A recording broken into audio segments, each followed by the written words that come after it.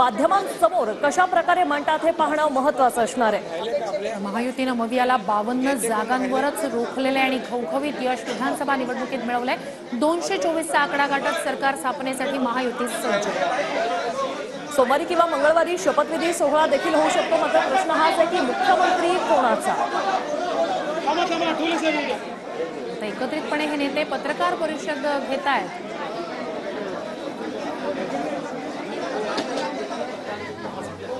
288 जागांमधले 224 जागा मिळवत सरकार स्थापनेसाठी महायुती सज्ज आहे। या घवघवीत यशानंतर महायुतीच्या नेत्यांची एकनाथ शिंदे, देवेंद्र फडणवीस, अजित पवार यांची ही पत्रकार परिषद।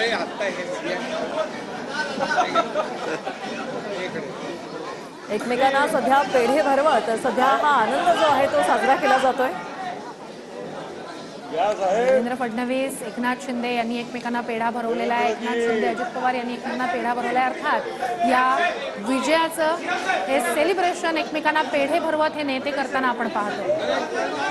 विक्ट्री साईन दाखवत महायुतीनं जे घवघवीत यश मिळवलेलं आहे त्यानंतर पत्रकार परिषद घेत आहेत हे नेते।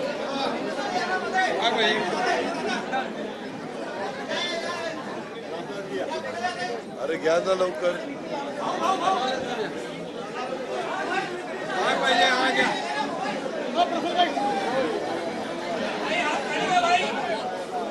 एकशे 29 सह भाजप सगळ्यात मोठा पक्ष, 54 जागांसह शिवसेना आणि अजितदादांच्या राष्ट्रवादीला 40 जागा। महायुतीनं 223 चा आकडा राज्याच्या 288 विधानसभा मतदारसंघांमध्ये विजयाचा गाठलेला आणि त्यानंतर हे नेते संयुक्त पत्रकार परिषद घेतात। तर मवियाला मात्र 53 जागांवरच महायुतीकडून रोखण्यात आलेलं आहे। आता थोड्याच वेळात या पत्रकार परिषदेला सुरुवात होणार आहे। काही वेळापूर्वी देवेंद्र फडणवीसांनी माध्यमांना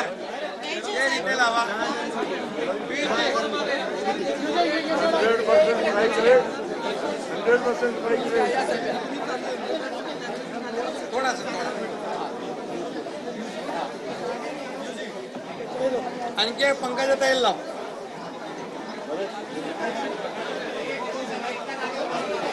सुरू करता तुम्ही बोलताय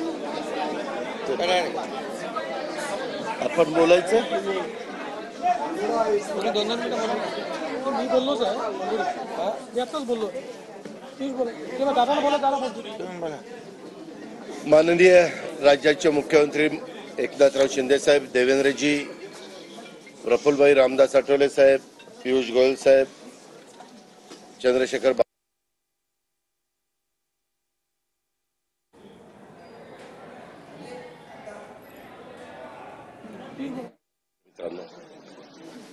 आपण आज सकाळी काउंटिंग सुरू होईपर्यंत प्रत्येक जण आपापले परीनं अंदाज व्यक्त करत होते। काल तर मी स्वतः वेगवेगळ्या चॅनलला बघत होतो, म्हणजे आम्ही तिघं कशातच नसल्यातच जमा होतो। बाकीच्यांच्या गाड्या फिरवणं, ड्रायव्हिंग करणं, इकडं जाणं तिकडं जाणं, इतकं काही सुरू होतं की आम्ही पहिल्यांदा 2:45च्या पुढे जाऊ आम्हाला वाटत होतं। कालचं सगळं बघितल्यानंतर आम्हाला वाटायला लागलं की आपण कुठेतरी खाली जातोय का काय। परंतु महाराष्ट्रातल्या जनतेने विकासाकडे बघून महायुतीला प्रचंड अशा प्रकारचं जे यश प्राप्त करून दिलंय त्याबद्दल महाराष्ट्रातल्या तमाम जनतेचं महायुतीच्या वतीनं व्यक्तिशः माझ्या वतीनं मी त्यांना मनापासून धन्यवाद देतो, मनापासून आभार मानतो। सगळेच कार्यकर्ते राबले, उमेदवार राबले, सगळे सहकारी घटक पक्षाचे, मित्र पक्षांचे सगळे आमचे सहकारी त्याच्यामध्ये स्वतःला झोकून दिलं आणि सगळ्यांनी ही निवडणूक आपली स्वतःची निवडणूक आहे असं समजून त्या ठिकाणी कामाला लागले। आमच्या ज्या योजना होत्या योजनांच्या बद्दल बरेच थोडीशी चेष्टा मस्करी करण्यात आली, आम्हाला त्याच्यामध्ये दोष देण्यात आला, आमची थोडंसं टीका टिप्पणी करण्यात आली की राज्य कंगाल केलं, अमुक झालं तमुक झालं। परंतु नंतर त्यांचे जाहीरनामे बाहेर आल्यानंतर आम्हाला ते दिसलं की हे काय चाललेलं आहे, कसं चाललेलं आहे, कुठलाही हिशोब न ठेवता अशा प्रकारचे जाहीरनामे बाहेर आले आणि आपण सगळ्यांनी त्या ठिकाणी पाहिलं। आम्ही मुळात काय केलं, लोकसभेच्या निवडणुकीच्या निमित्तानं आम्हाला मोठं अपयश आलं, म्हणजे महाराष्ट्रामध्ये आम्हाला तिघांनाही वाटलं नव्हतं की बाबा अशा प्रकारचं आपल्याला अपयश मिळेल, परंतु ते मिळालं. आम्ही ते मान्य केलं. त्याच्यातून आम्ही पुन्हा सावरण्याचा प्रयत्न केला. अर्थसंकल्प सादर करत असताना आम्ही सरकारमध्ये तिघांनी मिळून काही योजना जाहीर केल्या. त्या योजना इतक्या पॉप्युलर झाल्या, त्याच्यामध्ये लाडकी बहिणा म्हणजे गेम चेंजरच ती योजना झाली. अंडर करंट असा का बहिणींनी दाखवला की मी सगळे उताने पडले, सगळे आडवे झाले. हे माझं स्वतःचं स्पष्ट मत आहे. प्रत्येकाची वेगवेगळी मतं असू शकतात आणि उलट आमच्यावर आता जबाबदारी वाढलेली आहे. कारण एवढ्या प्रचंड बहुमताने, म्हणजे मी तर जसा राजकारणात आलोय तसं 222 आणि 225 महायुतीला किंवा कुठल्याही आघाडीला महाराष्ट्रामध्ये तरी कधी असं यश मिळालेलं माझ्या तरी पाण्यात नाही, माझ्या तरी ऐकवत नाही. कदाचित पूर्वीचा काळ वेगळा काँग्रेसचा असेल, त्यावेळेस कधी झालं असलं तर माहिती नाही, परंतु बाकीचे विरोधक नगण्य होते त्यावेळेसची गोष्ट. परंतु अलीकडच्या काळामध्ये जसं आम्हाला समजतंय तसं तर एवढं प्रचंड यश हे पहिल्यांदाच मिळालेलं यशाने आम्ही हुरळून पण जाणार नाही.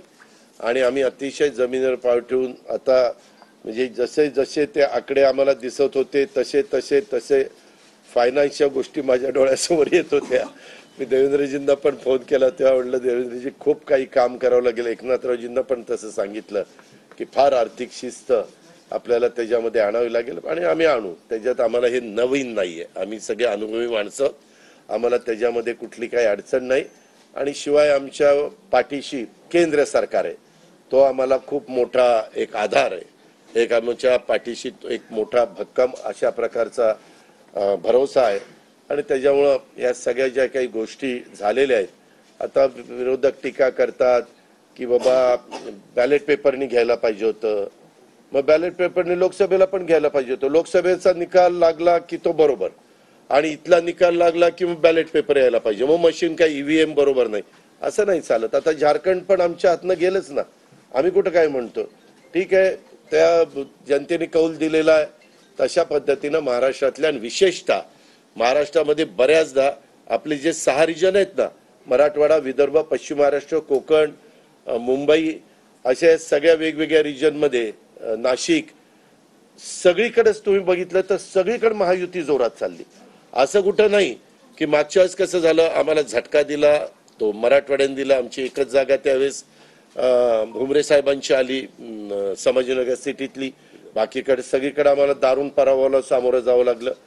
आणि तसं ह्या वेळेस झालं नाही. तुम्ही जर अंदाज घेतला तर सगळीकडेच चांगल्या प्रकारे महायुतीला यश मिळालं. काही जागा गेल्या त्या फार थोड्या मतांनी त्या बाबतीमध्ये गेलेले आहेत असंही चित्र. आणि मीडियावाल्यांनो, मला एक तुम्हाला इलेक्ट्रॉनिक पण आहे, प्रिंट पण मीडिया आहे, मला एक कळत नाही, तुम्ही खऱ्या बातम्या देत चाला ना. जे खऱ्या देत नाही त्यांना मला म्हणायचं तुम्ही बाकी सगळे खऱ्या बातम्या देतात, त्याच्याबद्दल दुमत नाही.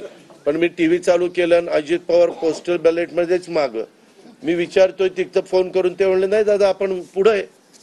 आता माझं लीड 1,02,000 मताधिक्य मी मिळवलंय आणि खुशाल तुम्ही दाखवताय अजित पवार माग, अजित पवार माग. मग काही जण म्हणलं का रे असे दाखवतायत, टीआरपी त्याच्याशिवाय वाढत नाही. अरे तुमच्या टीआरपीला आम्हाला का मातीत घालताय, आमची का बदनामी करताय. त्याच्यामध्ये मी नंतर पुन्हा अधिकाऱ्यांच्याकडनं माहिती घेतली की नक्की पोस्टल बॅलेट किती झाले. पोस्टल बॅलेट मध्ये पण आम्ही पुढे होतो आणि रेग्युलर मतदानामध्ये पण पुढे होतो. सांगायचं तात्पर्य की बाबा तुमच्यावर सगळ्या चॅनलवर जनतेचा एवढा विश्वास आहे, म्हणजे विश्वास नाही ते सकाळच्या 9 वाजताच्या भोंग्यावर विश्वास नाही, पण बाकीच्यांवर फार विश्वास आहे. माझं एवढंच म्हणणं आहे की खऱ्या बातम्या दिल्या तर काही वाईट होणार नाही. पण खूप चांगलं यश मिळालं. अजून पण काही काउंटिंग चालू आहे, काही ठिकाणी रिकाउंटिंग मागितलेलं. ठीक आहे, तो त्यांचा प्रत्येकाचा अधिकार आहे. पण खरोखरीच सगळ्याच राज्यातली जबाबदारी आम्हा महायुतीवर वाढलेली आहे आणि त्या उलट आम्हाला अधिक जास्त बारकाईनं इथून पुढे काम करावं लागणार आहे. कारण एवढं दैदिप्यमान यश ह्या सगळ्यांनी मिळून दिलेलं आहे आणि जनतेचे मानावे तेवढे आभार कमीच आहेत. म्हणजे काय आता त्यांच्याकरता, म्हणजे त्यांच्या ऋणातच आम्ही राहू इच्छितो.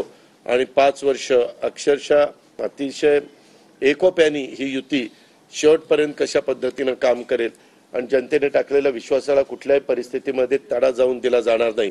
अतिशय चांगल्या पद्धतीनं राज्याच्या सर्वांगीण विकासाच्या करता जसं आम्ही विकास हा केंद्रबिंदू मानून पुढे गेलो तशाच पद्धतीचं काम हे इथून पुढच्या काळामध्ये देखील महायुतीच्या वतीनं त्या ठिकाणी चालेल अशा प्रकारची खात्री मी आपल्या पत्रकार मित्रांना पण देतो आणि आपल्या मार्फत महाराष्ट्रातल्या तमाम जनतेला देतो। पुन्हा एकदा मतदार बंधू भगिनींचं सर्वांचं मीडियाचं इलेक्ट्रॉनिक प्रिंट सर्वांचं मी मनापासून आभार मानतो, मनापासून धन्यवाद देतो। धन्यवाद। अरे मराठी मातृभाषा अभिजात भाषेचा दर्जा आत्ताच दिलाय ना, लगेच विसरायला लागला? नाही ते दिल्लीत बोलतात। मी माझी भावना मगाशीच मांडली आहे की केवळ आत्ता एवढंच सांगेन की महाराष्ट्राच्या जनतेसमोर आम्ही नतमस्तक आहोत। जनतेने ज्या प्रकारचा विजय दिलेला आहे, खऱ्या अर्थानं हा विजय एक प्रकारे आमची जबाबदारी वाढवणारा विजय आहे। देशाचे प्रधानमंत्री मोदीजींवर महाराष्ट्राने दाखवलेला विश्वास आहे आणि त्यामुळे आता आम्हाला खूप काम महाराष्ट्रामध्ये करावं लागेल याची आम्हाला जाणीव होते आहे। म्हणून पुन्हा एकदा महाराष्ट्रातल्या सगळ्या मतदारांच्या चरणी आम्ही नतमस्तक होतो आणि त्यांना आश्वस्त करतो की त्यांनी जो विश्वास दाखवलाय त्या विश्वासाला आम्ही तडा जाऊ देणार नाही। सगळ्यांचे अतिशय मनापासून आभार।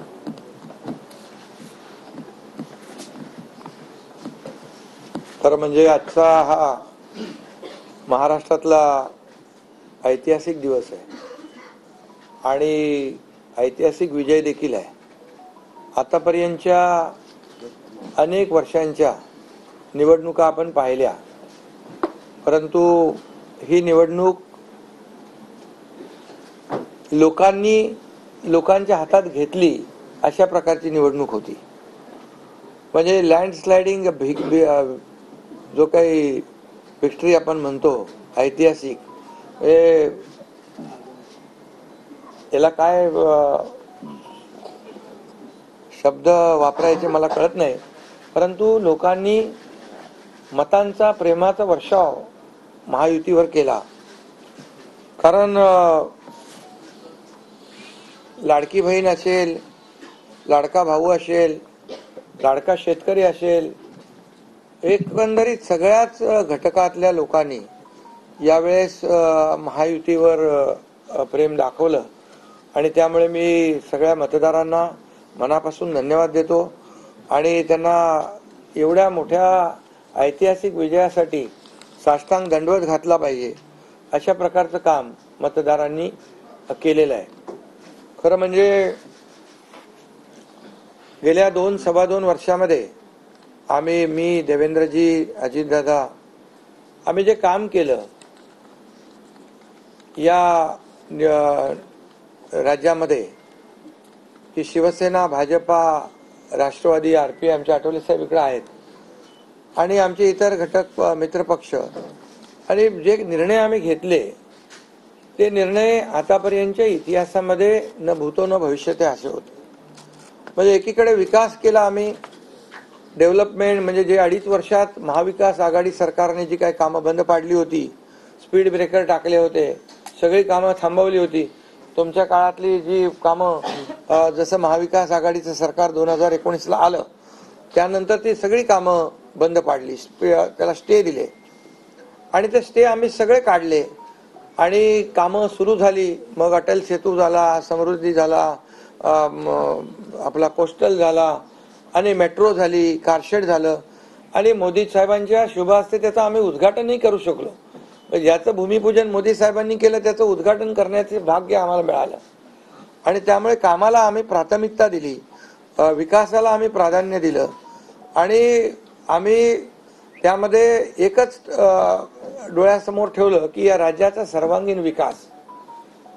आणि राज्याचा सर्वांगीण विकास करत असताना सर्व घटकांना आम्ही समोर ठेवलं आणि पाहिलं की जे 2.5 वर्षामध्ये जी कामं त्यांनी थांबवलेली आणि 2.5 वर्ष त्यांनी जे सगळं बंद पाडलं होतं ते किती वेगाने आम्ही सुरू करू शकलो याचं समाधान आणि आनंद आम्हाला आहे। कारण त्याचे तुम्ही ते फळं पाहत आहे. सगळी लोकांना आपण मेट्रो दिली, समृद्धी दिलं, अटल सेतू दिला, कोस्टल दिलं, लोक तो वापरू लागले. आणि त्याचबरोबर दुसरीकडे कल्याणकारी योजना आम्ही केल्या. कल्याणकारी योजनेमध्ये लाडकी बहीण, मुख्यमंत्री लाडकी बहीण योजना, त्यानंतर मग लाडका भाऊ केला आम्ही, युवा प्रशिक्षण योजना केली, 3 गॅस सिलेंडर दिले, त्यानंतर युवा वयोश्री योजना केली, शेतकऱ्यांची आम्ही योजना केली, शेतकऱ्यांना वीज बिल माफ केलं, शेतकऱ्यांचं जे 7.5 HP 3, 5, 7.5 हा 3, 5, 7.5 आणि त्या पंपाचं वीज बिल माफ केलं. शेतकऱ्यांना आम्ही 2.5 वर्षामध्ये, 2.25 वर्षामध्ये आतापर्यंतच्या इतिहासामध्ये जेवढा मोबदला दिला नव्हता 15,000 कोटी रुपये तो दिला. त्यांच्या योजनांसाठी 45,000 कोटी रुपये. म्हणजे एकंदरीत कल्याणकारी, मी डिटेलमध्ये जात नाही त्याच्यामध्ये, पण एकीकडे विकास आणि दुसरीकडे कल्याणकारी योजना याची आम्ही सांगड घालण्याचा प्रयत्न केला. आणि नेमकं यामध्ये आमचा उद्देश एवढाच होता की या राज्याला पुढे न्यायचं, या राज्याचा सर्वांगीण विकास करायचा, या राज्यातल्या प्रत्येक घटकाला काही ना काही राज्य सरकारच्या माध्यमातून आधार मिळाला पाहिजे. आणि मग आम्ही सर्वसामान्यांचं सरकार म्हणायचो. मग सर्वसामान्यांचं सरकार म्हणताना सर्वसामान्याला काय मिळालं याचा विचार आम्ही केला. आणि मला अभिमानाने या ठिकाणी सांगायचं आहे की मोदी साहेबांनी, केंद्र सरकारने देखील आमच्या पाठीमागे उभे राहिले ताकदीने, की जे आमचे प्रस्ताव जे आहेत ते त्यांनी मान्य केले. आणि मोठ्या प्रमाणावर गेल्या 10 वर्षामध्ये जे केंद्राने देखील या राज्याला 10 वर्ष तर जाऊ द्या, पण 2-2.5 वर्षामध्ये देखील आम्हाला लाखो कोटी रुपयांचं सहकार्य केलं. त्यामुळे एक डबल इंजिनचं सरकार देखील या राज्यामध्ये, वेगवान सरकार, गतिमान सरकार, निर्णय घ्यायला धडाधड निर्णय घेतले आम्ही. त्यामुळे 2.5 वर्षात सिंचन प्रकल्प 4 त्यांनी केले महाविकास आघाडीने, आम्ही होतो तिकडे. आणि आता आमच्या सुप्रमा 124 सुप्रमा दिल्या. म्हणजे एक फक्त उदाहरण की अशा प्रकारचं काम आम्ही केल्यामुळे या राज्यातल्या जनतेने, सर्वसामान्य माणूस आम्ही केंद्रबिंदू मानला. म्हणजे त्याच्यामध्ये महिला आहेत, गरीब आहे, युवक आहे, शेतकरी आहे, यांना आम्ही केंद्रबिंदू मानून काम केलं आणि त्यांच्यासाठी आम्ही योजना केल्या. काय आमच्यावर आरोपही झाले, एका रेवड्या बाटण्या काय काय काय, म्हणजे तुम्ही हे वाटप सुरू केलंय, बहिणींना विकत घेताय का, काही लाच देताय का, या सगळ्या गोष्टीला आम्ही सामोरे गेलो. कोर्टामध्ये काही लोक गेले ही योजना बंद करण्यासाठी. आणि म्हणून लाडकी बहीण योजना जी आहे, त्याचबरोबर शासन आपल्या दारी, आम्ही याच्यापूर्वी शासन आपल्या दारी आम्ही केलं. डायरेक्ट तेव्हाही योजना होत्या, पूर्वी लाभही होते, सगळं होतं, परंतु लोक कंटाळून ते योजनांचा लाभ घेण्यापासून वंचित राहत होते. आम्ही 5 कोटी लोकांना त्याचा लाभ दिला, शासन आपल्या दारी. आणि आपल्या लाडकी बहीण योजना, यामुळे एकंदरीत लोकांनी विश्वास ठेवला की हे देणारं सरकार आहे, हे फक्त बोलणारं सरकार नाही आहे. आणि म्हणून देणारं सरकार आहे याच्यावर विश्वास ठेवला. आणि कल्याणकारी योजना ज्या केल्या आम्ही फक्त बोललो नाही, तर 5 इन्स्टॉलमेंट लाडक्या बहिणींच्या खात्यात टाकले सुद्धा. आणि आम्हाला माहित होतं हे विरोधक सावत्र भाऊ आमच्या या नोव्हेंबरच्या पैशामध्ये आडकाठी आणतील, म्हणून आम्ही ऑक्टोबरमध्येच आचारसंहिता लागायच्या अगोदर नोव्हेंबरचे पण पैसे दिले. कारण शेवटी आम्ही देण्याची नियत आमची आहे, नियत साफ आहे.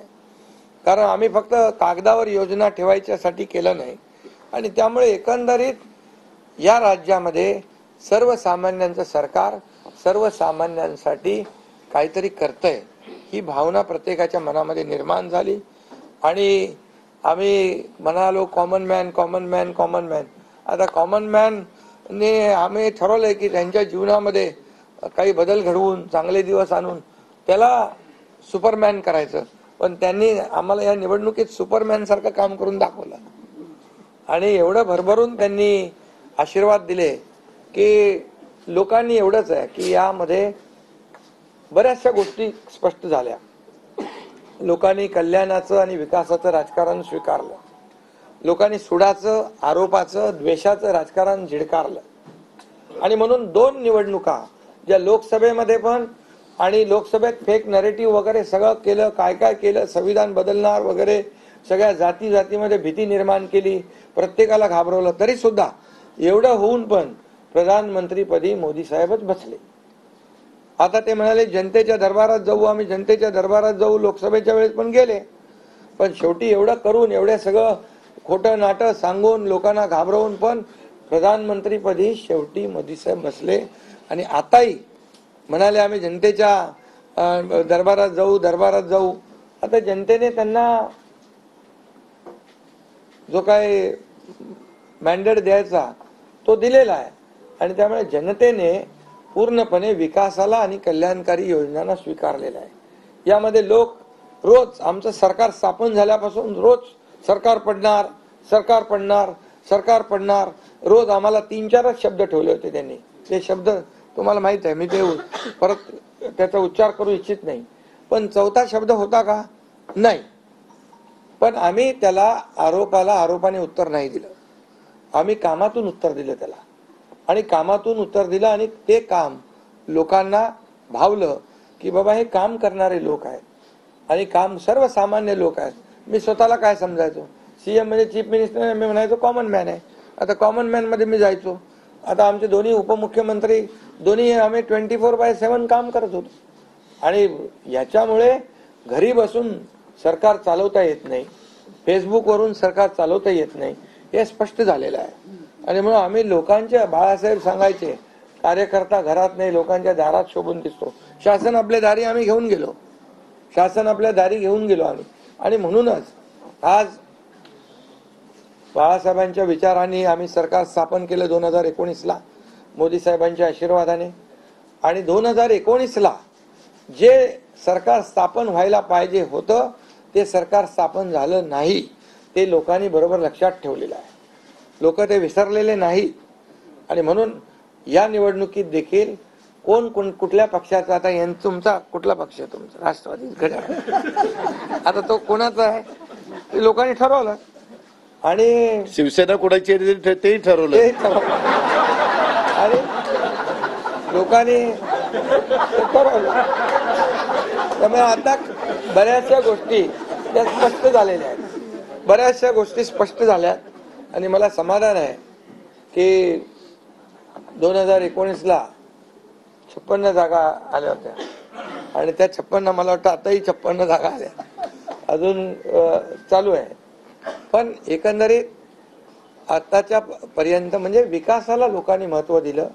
मोदीजींनी, आता अमित भाई असतील, नड्डाजी आहेत, तिथे पियुषजी आहेत, केंद्रीय मंत्री आपले भूपेंद्रजी आहेत, राजनाथ सिंगजी, बऱ्याच सगळ्या लोकांनी, आठवले साहेब तर आपल्या सोबतच आहेत.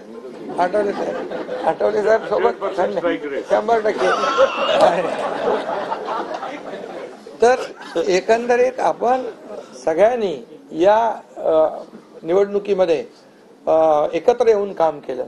आता त्याच्यामध्ये काही लोकांनी म्हणा त्याचा अर्थ वेगवेगळा काढला. मोदी साहेब म्हणाले एकत्र या, विकासासाठी एकत्र या. आता लोकांना आवाहन केलं, जसं आम्ही काय त्याच्यामध्ये जातीपाती धर्माचा उल्लेख केला नाही, पण मतदानासाठी एकत्र या, विकासासाठी एकत्र या, या राज्याला पुढे घेऊन जाण्यासाठी एकत्र या, असं आवाहन करणं काय चुकीचं आहे. आणि लोकांनी ते एकत्र येऊन एकजुटीचं दर्शन या निवडणुकीमध्ये घडवलं.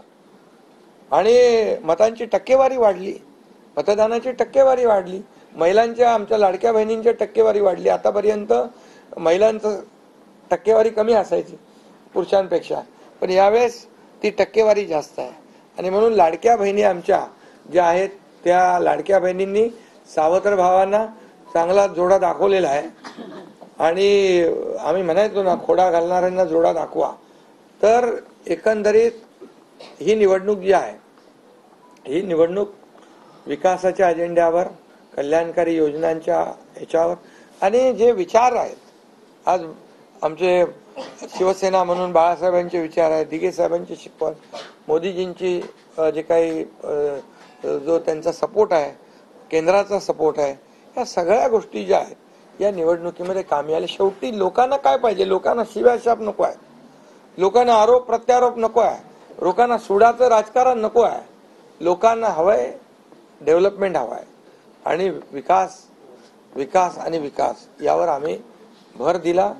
आणि आज त्यामध्ये किती आरोप केले, खोटे बोला, आपण रेटून बोला. आता अजितदादा मगाशी म्हणाले की तुम्ही पण काय काय ते बातम्या अशा सकाळी तर अशा बातम्या चालल्या होत्या की बोला आमचा काय कार्यक्रम होतो का काय, आमचा करेक्ट कार्यक्रम करायचं चालू होतं. तर याच्यामध्ये खूप चांगलं निर्णय झाला, चांगला एक आपला ऐतिहासिक विजय झालेला आहे आणि त्यामुळे खऱ्या अर्थाने आमची जबाबदारी वाढलेली आहे. आता या सगळ्या ज्या काही जे घेतलेले आम्ही निर्णय आहेत की आमचा एकही निर्णय कागदावर राहिलेला नाही. मी त्या सगळ्या निर्णयात जाऊ इच्छित नाही, पण एकही निर्णय आम्ही कागदावर ठेवला नाही. कुठली योजना आहे ती कार्यान्वित केली आम्ही आणि त्यामुळे जो लोकांचा विश्वास, शेवटी यापूर्वी देखील आपण पाहिलं की काँग्रेस सरकार ज्या ठिकाणी असतील त्यांनी किंवा महाविकास आघाडी ज्यांनी ज्यांनी काही निर्णय घेतले, काही आश्वासनं दिली ती पाळली नाहीत. आश्वासनं दिली, नंतर कर्नाटक मधलंच आश्वासन घ्या, हिमाचल मधलं घ्या, आपल्या राजस्थान मधलं घ्या पूर्वीचं, की त्यामध्ये आश्वासन दिल्यानंतर निवडून आल्यानंतर केंद्राकडे पैसे मागायला लागले. आमच्याकडे पैसे नाही, हमारे पास पैसे नाही. असं आम्ही केलं नाही. आम्ही जे बोललो, आमची हातपाय काय म्हणतो त्याला पांघरून पाहून आम्ही ते आम्ही अंतरून पाहून पाय पसरले आणि ज्या योजना आम्ही केल्या या योजनांचं पूर्णपणे त्याच्यामध्ये कुठलीही योजना बंद होणार नाही याची आम्ही काळजी घेतली. सगळे नियम आम्ही पाळले, सगळ्या आरबीआयच्या केंद्र सरकारच्या गाईडलाईन आम्ही पाळल्या, कुठलंही व्हायलेशन आम्ही केलं नाही. आर्थिक दृष्टिकोनातून जे जे काही आम्ही नियोजन करायचं ते केलं आणि त्यामुळे त्यांना लोकांनी खोटं ठरवलं. ते आम्हाला म्हणाले तुम्ही लाडकी बहीण योजना देताय, पैसे कुठून आणणार, पैसे कुठून हे फसवं आहे. आणि त्यांनीच आमची योजना चोरून नंतर त्यांच्या वचननाम्यामध्ये टाकली. मग तुम्ही कुठून आणणार. म्हणजे लोकांना कळलं की हे फक्त बोलतायत, करणार नाहीत आणि विश्वासाचा भाग आहे. आम्ही 2-2.5 वर्षामध्ये जे करून केलं ते लोकांसमोर आहे. आम्ही कुठलंही काही याच्यामध्ये लपवाछपवी केली नाही. जे आहे ते स्पष्टपणे आम्ही मांडलं लोकांच्या समोर.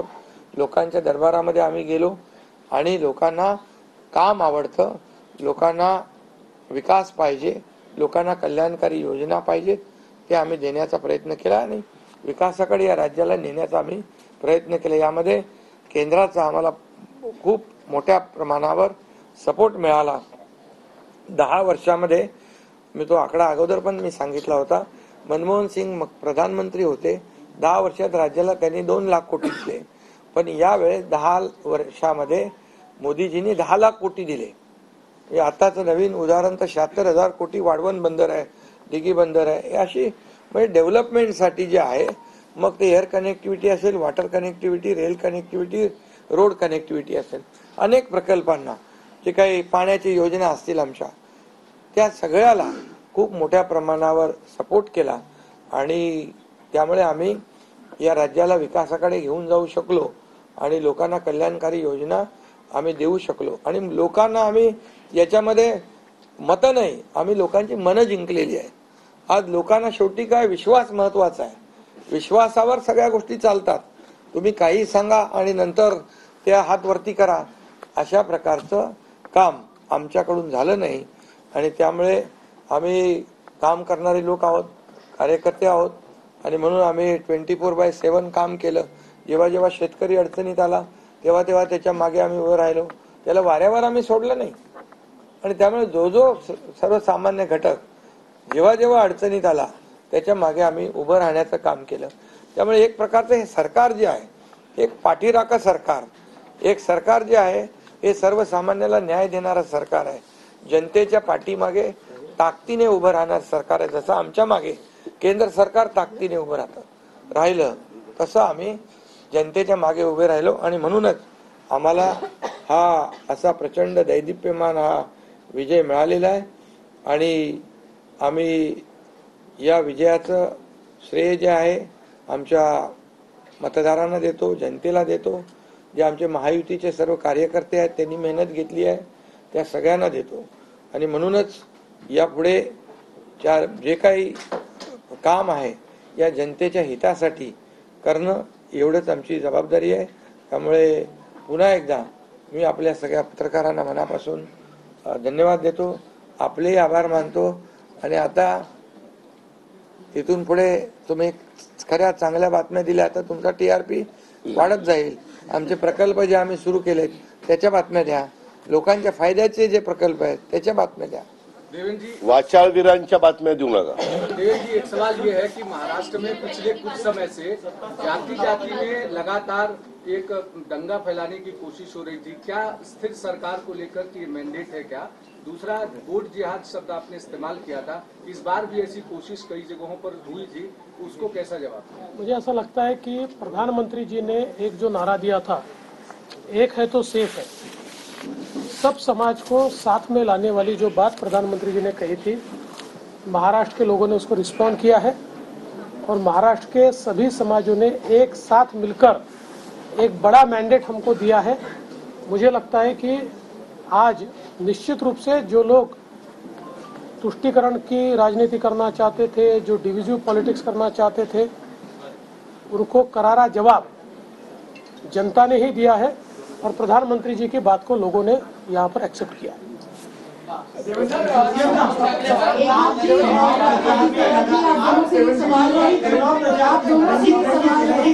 एनसीपी और शिवसेना, आप दोनों को लेकर ये आरोप लग रहे थे बार बार, आप दोनों के लिए साथ की लड़ाई थी शिवानी ठाकुर जी न्यूज, एकता जी और अजित पवार जी की नकली है. क्या आपको लगता है आज के बाद ये आरोप अब जनता ने जवाब दे दिया है, आपकी ओर से क्या जवाब दिया जाएगा? क्योंकि असली और नकली का फैसला जनता ने दिखाया ना. अभी आपने पहले ही बोल दिया ना. नहीं, आपकी ओर से जानना चाहते हैं क्योंकि देखिए बार-बार नहीं, देखिए जनता ने आज बता दिया है, असली नकली में मैं जाऊंगा नहीं, लेकिन बाला साहब ठाकरे जी की विचारधारा वाली जो शिवसेना है, शिवसेना भाजपा की गठबंधन वाली जो शिवसेना है, एक विचारधारा वाली शिवसेना आज लोगों ने तय कर लिया है.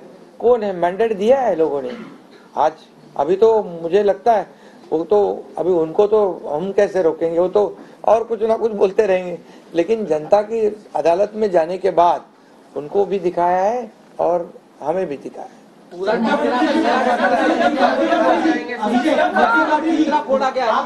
ईवीएम का देखो, अभी झारखंड में ईवीएम अच्छा है क्या? झारखंड में, कर्नाटक में ईवीएम अच्छा था. जब भी अभी वो लोग पहले जब जीतने के बाद बोलते ईवीएम अच्छा है, इलेक्शन कमिश्नर अच्छा है, वो लोग तो सुप्रीम कोर्ट तक तो उनको सलाह मशवरा देते. उनको वो जो यंत्रणा उनके बाजू से, मतलब उनके फेवर में रिजल्ट आते अच्छी है. अभी तो वोटर लिस्ट पे भी उन्होंने ऑब्जेक्शन लिया था. तो जब हार जाते हैं तो बोलते ये यंत्रणा खराब है, जीतते तो बोलते अच्छा है. ऐसा कैसा है?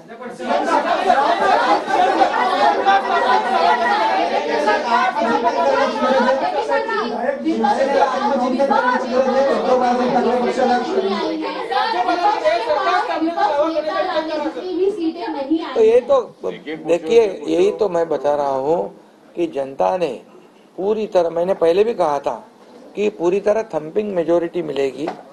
ये पूरा लैंडस्लाइड विक्ट्री है ये पूरी तरह. अभी ये जनता ने भरपूर दिया है. अभी उनको उनकी जगह दिखाई है.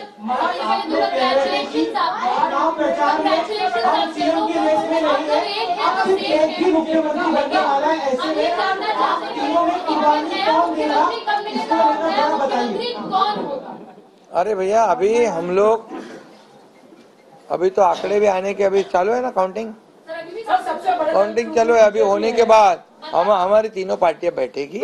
हमारा जैसे आपको बताते हैं, जैसे हमने सीटों का बंटवारा हुआ, हमें कोई मतभेद हमारे में नहीं थे, आज भी कोई मतभेद नहीं है. हम हमारे वरिष्ठ और हम लोग बैठ कर उसके ऊपर निर्णय लेंगे। बच्चे हैं नई सरकार को लेकर के, तो क्या कब तक दावा पेश करेंगे गवर्नर के पास? अरे आम्ही करू ना, कब तक दावा पेश करेंगे गवर्नर के पास? क्योंकि अब 26 तारीख जो है वो डेट पिछली बार हुआ था, 5 साल पूरा होगा। समय पे सब बराबर होगा। पहले तो तीनों पार्टियां अपना अपना नेता चुनती है, अभी रिजल्ट ही आने का है। रिजल्ट आने के बाद सारे एमएलए को बुलाना पड़ता है, अपने अपनी पार्टी का नेता चुनते हैं, उसके बाद ये प्रक्रिया होती है। आप बिल्कुल चिंता मत करिए, तीनों पार्टियां साथ में बैठकर और अठौली जी का भी मशवरा हम लेंगे और इसका निर्णय करेंगे।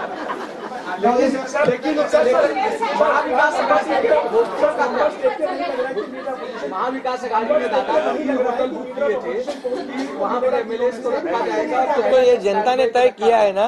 पर एक कमेंट दादा, जनता ने इतना भरोसा दिखाया है, अभी हमारी जिम्मेदारी बढ़ गई है। हाँ, तो फिर वही तो पब्लिक जनता ने दिखा दिया है, जनता ने पूरा विश्वास दिखाया, तो हम पूरे विश्वास के साथ अभी काम करेंगे। सीएम साहब 3 होटल महाविकास आघाड़ी ने बुक किए थे, कल से 3 होटल महाविकास आघाड़ी ने बुक किए थे और कल रात में 3 बार मीटिंग हुई कि यहाँ पर हमने एक भी मीटिंग नहीं करी थी, हम लोग शांत बैठे थे। हमने मीटिंग भी नहीं करी थी और होटल भी बुक नहीं किया था, क्योंकि हमें मालूम था थम्पिंग मेजोरिटी मिलने वाली है, इसलिए होटल बुक करें। और उनके आवश्यकता पड़ी तो उनके होटल हम मांग लेंगे, उनकी बुकिंग हम ले लेंगे। झालंय नाही, बरेचसे झालेत ना, काँग्रेसचे मोठे बाळासाहेब थोरात आणि काय काय पृथ्वीराज चव्हाण, बहुत से लोगों का हुआ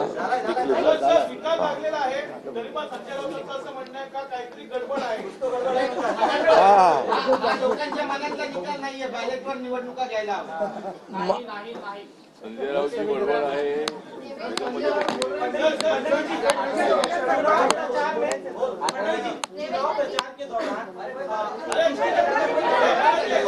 अरे भाई छोड़ो। आता 2 प्रश्न मराठीत घेऊ आपण, महाराष्ट्रात बसलो आणि मग संपवा। 2 प्रश्न मराठी। अरे जाने दो ना, एक ही सवाल है क्या? आपका सवाल खत्म हुआ? सवाल खत्म?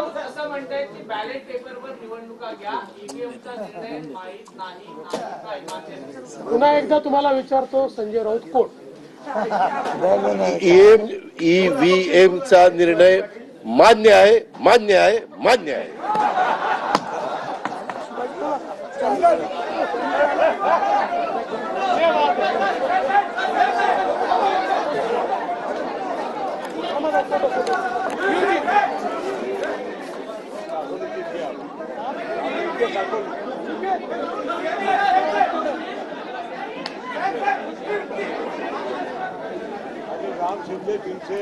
तर महायुतीच्या नेत्यांची ही पत्रकार परिषद आता संपन्न झालेली आहे। आम्ही हॉटेल बुक केलेलं नव्हतं, बहुमत आम्हाला मिळणार असा विश्वास होता, असं अजित पवार यांनी म्हणत महाविकास आघाडीला टोला लगावलेला आहे। महायुतीचे सगळे नेते आता विक्ट्री साईड दाखवत आहेत या मोठ्या विजयानंतर। आनंद, एक समाधान या विजयानंतरचं प्रत्येक नेत्याच्या चेहऱ्यावर सुद्धा दिसतंय। आम्ही केलेल्या विकास कामांवर आम्हाला पूर्णपणे विश्वास होता, लाडक्या बहिणींनी आम्हाला साथ दिली, असं एकनाथ शिंदे यांनी म्हटलेलं आहे। त्याचबरोबर जनतेने आम्हाला जो कौल दिलाय त्याचा एक ओझा आमच्या खांद्यावर आहे आणि त्यामुळे आम्ही जनतेची कामं यापुढे सुद्धा करत राहू, हा विश्वास देखील अजित पवार यांनी व्यक्त केला। त्याचबरोबर आम्ही हॉटेल सुद्धा बुक केलं नव्हतं, बहुमत आम्हाला मिळणार हे माहीत होतं, तो आत्मविश्वास होता, असं अजित पवार यांनी म्हटलं। तिन्ही पक्षांचे नेते एकत्र बसून मुख्यमंत्री पदाबाबत निर्णय घेतील, असं या ठिकाणी देवेंद्र फडणवीस यांच्याकडून स्पष्ट करण्यात आलेलं आहे। तिन्ही पक्ष आधी आपला नेता निवडतील, मग मुख्यमंत्री पदावर चर्चा, असं म्हटलेलं आहे।